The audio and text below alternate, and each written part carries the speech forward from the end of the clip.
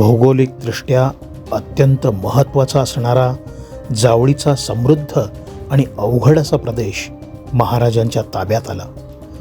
युद्धनीतीस त्याचा फार चांगला उपयोग होणार होता, म्हणून महाराजांनी जावळी हा एक सुभा म्हणून मुकरर करून त्याची सुव्यवस्था करण्याकरता अधिकारी नेमले आणि या सुभ्याच्या बंदोबस्ताकरता पार घाटाच्या नाक्यावर एक किल्ला बांधला आणि त्याचेच नाव प्रतापगड.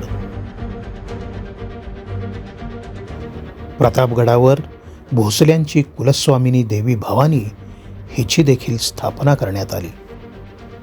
अशा प्रकारे आदिलशाही हुकूमत न जुमानता महाराजांनी जावळी प्रांत बळकावला आणि सल्तनीला हे एक प्रकारचे आव्हानच होते.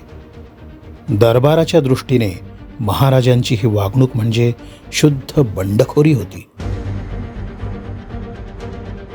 पण स्वराज्याच्या कल्पनेने भारून गेलेल्या महाराजांच्या ध्येयसिद्धीतील ही घटना म्हणजे स्वातंत्र्याच्या मार्गावरील एक महत्त्वाचा टप्पा होता. जावळी घेतल्यानंतर 1-2 महिन्यातच महाराजांनी रोहिडा किल्ला सर केला. इथला देशमुख केदारजी खोपडे त्याने शर्थीने किल्ला लढवला, पण शेवटी तो पडलाच.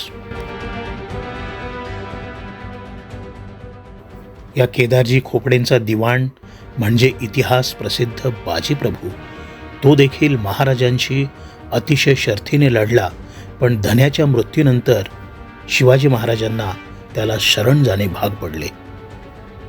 महाराजांनी बाजीप्रभूस मोठ्या सन्मानाने वागवले, त्यांची समजूत घालून आपल्या तैनातीस घेतले आणि बाजीप्रभूही आपल्या नव्या धन्याशी फार इमानाने वागला.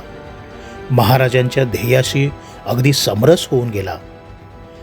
पुढे पावनखिंडीत महाराजांकरता आपल्या जीवाची कुर्बानी करणारा हाच तो बाजीप्रभू. यानंतर जावळीच्या खोऱ्यातील आणि हिरडस मावळमधील मावळे महाराजांच्या सैन्यात भरती होऊ लागले आणि यामुळे महाराजांचे सैनिक बळ वाढू लागले. यानंतर महाराजांचे लक्ष कल्याण भिवंडीकडे वळले. कल्याण भिवंडी हा प्रांत जावळीसारखा देशमुखी अंमलाखाली नव्हता. याचा कारभार थेट विजापुराहून नेमणूक झालेला एक सुभेदार पाहत असे. मुल्ला अहमद हा नवायती अरब मुसलमान सुभेदार होता. ही नवायती जमात मूळची अरबस्तानातील. हे अरब व्यापार व दर्यावर्दीपणामुळे कोकणशी 8व्या-9व्या शतकापासून संबंध ठेवून होते आणि त्यापैकी काही कोकणातच स्थायिक झाले होते. अशाच एका घराण्याचा वंशज मुल्ला अहमद. सुलतान विजापुरास अत्यवस्थ झाला तेव्हा दरबाराने मुल्ला अहमद यास कल्याण प्रांताचा महसूल आणि प्रांताच्या तिजोरीतील ऐवज घेऊन विजापुरास बोलावून घेतले. हाच तो इतिहास प्रसिद्ध कल्याणचा खजिना.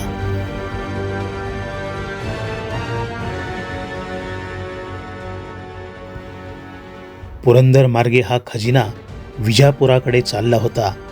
या खजिना नेणाऱ्या तुकडीवर महाराजांच्या मावळ्यांनी अचानक छापा घातला आणि खजिना हस्तगत करून रायगडावर नेला. या संपत्तीचा उपयोग महाराजांनी आपल्या कार्यसिद्धीकरता अत्यंत उत्तम रीतीने करून घेतला. कल्याण खजिना तर ताब्यात आला. आता खुद्द कल्याण भिवंडी हा प्रदेश कसा काय हस्तगत करता येईल याचे धोरण महाराजांच्या मनात सुरू झाले.